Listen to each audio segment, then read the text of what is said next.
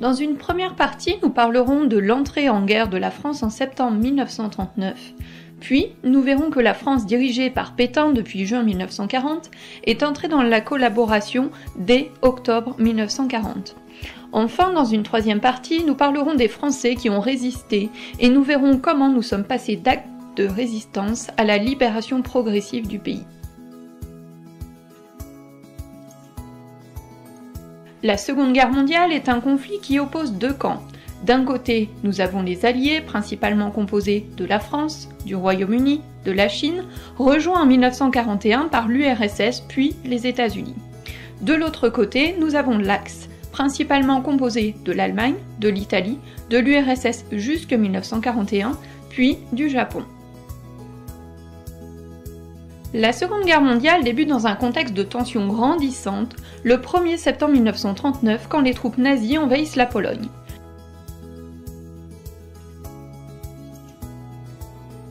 La France et le Royaume-Uni, alliés de la Pologne, déclarent la guerre à l'Allemagne 2 jours plus tard, le 3 septembre 1939. Dès septembre 1939, des troupes françaises sont donc envoyées le long de la ligne Maginot en Alsace en prévision d'une invasion allemande. Mais il ne se passe rien sur notre territoire jusqu'en mai 1940.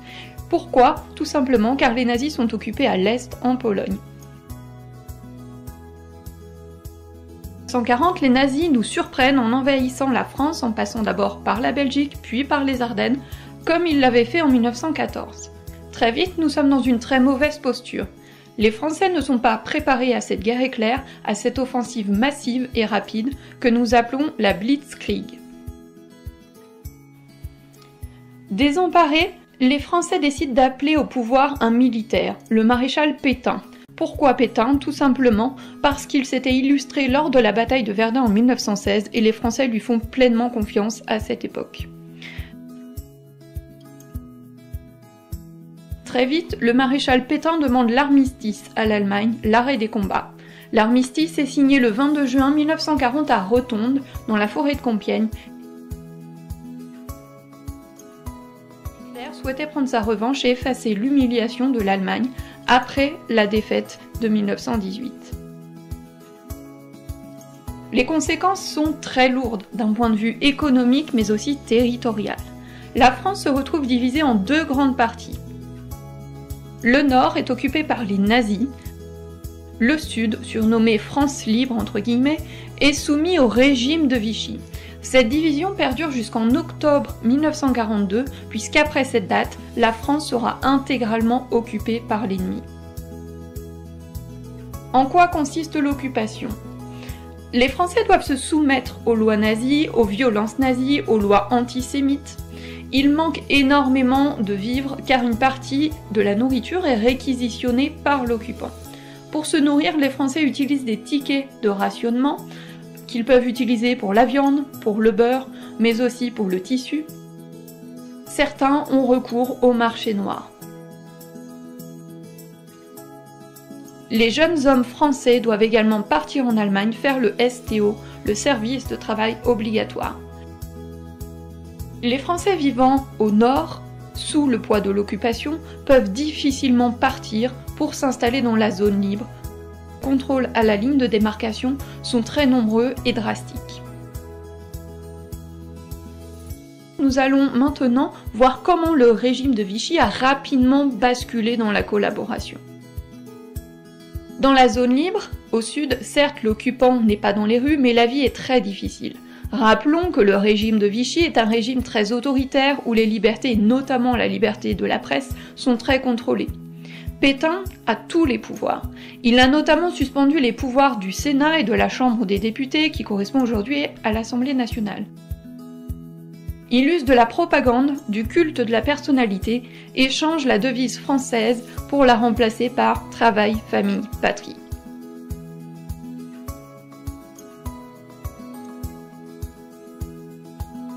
Pétain va encore plus loin. En octobre 1940, il rencontre le chancelier allemand Hitler à Montoire.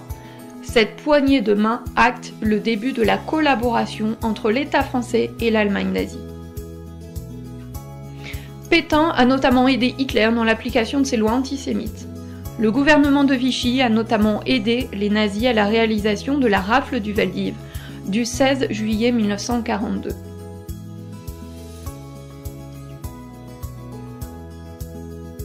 Après avoir vu comment le régime de Vichy est entré dans la collaboration, nous allons voir comment certains Français sont entrés dans la résistance.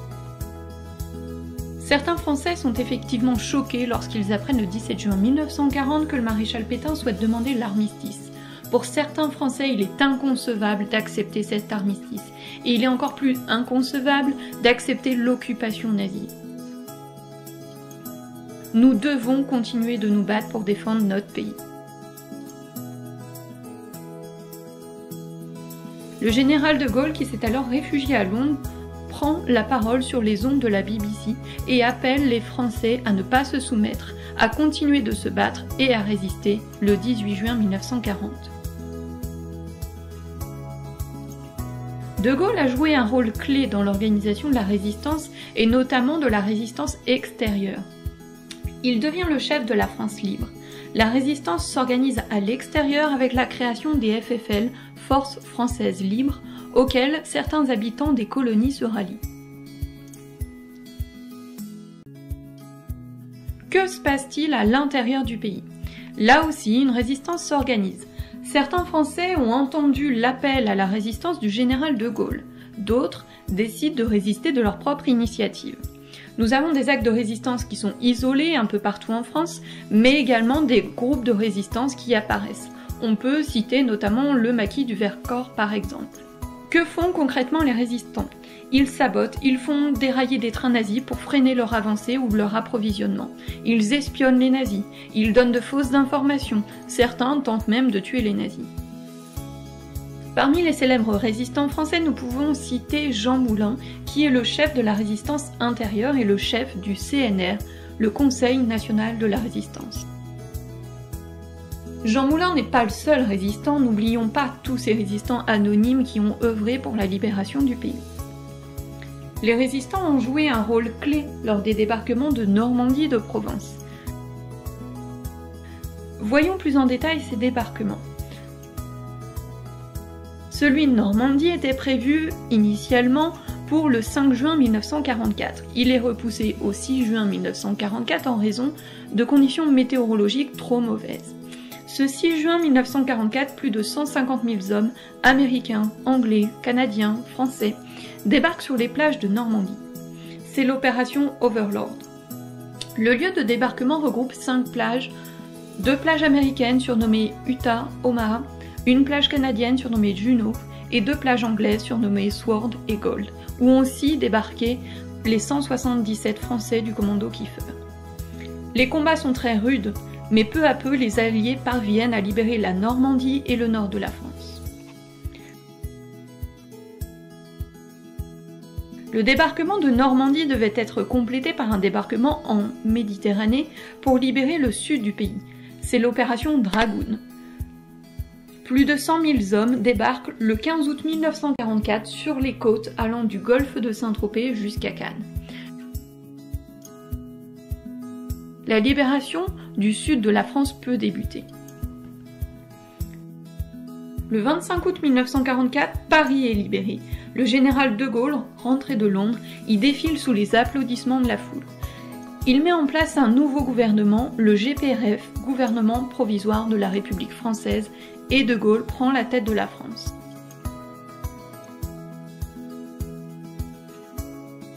Il faut attendre le 7 mai 1945 pour qu'un général allemand signe la reddition à Reims en présence de Roosevelt. La fin de la guerre est actée le lendemain, le 8 mai 1945 à Berlin. C'est alors la fin de la Seconde Guerre mondiale en France, mais aussi en Europe.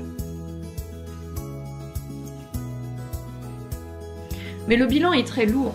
Ce conflit a fait entre 60 et 70 millions de victimes, dont 6 millions de juifs. La France à elle seule a perdu plus de 600 000 habitants. En 1945, tout est à reconstruire. Les bâtiments, l'économie, mais il faut aussi et avant tout construire un monde en paix.